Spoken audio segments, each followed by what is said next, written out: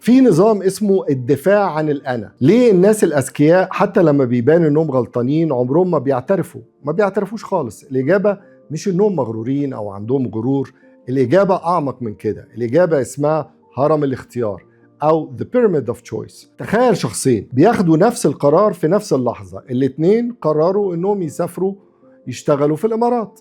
الفرق بينهم صغير جدا، لكن كل قرار بيحتاج تبرير، وكل تبرير بيبعدهم أكتر عن بعض. بعد شهور هم شخصيتين مختلفتين تماما، اتبنت على سلسلة من القرارات الصغيرة المبررة. الهرم مش بيتبني من الغلط، الهرم بيتبني من التبرير. في الشطرنج في ساعة اللاعب تحت الضغط بيلعب بإيده مش بدماغه، ده موثق في تاريخ مباريات الشطرنج. في حياتك مفيش ساعة على الترابيزة، بس دماغك مش بيعرف الفرق، لأن الضغط اللي بيحسسك لازم أقرر دلوقتي أحيانا بيكون حقيقي، وأحيانا أنت اللي بنيته لنفسك. المدير اللي قالك محتاج ردك بكرة، الموقف اللي حسيت إنك لازم ترد فورا، الفرصة اللي خفت تفوتها لو فضلت تفكر. في كل لحظة من دول مش الوقت هو اللي ضغط عليك، انت اخترت تحس بالضغط وبعدين بنيت حجة جميلة انك محتاج تتصرف بسرعة.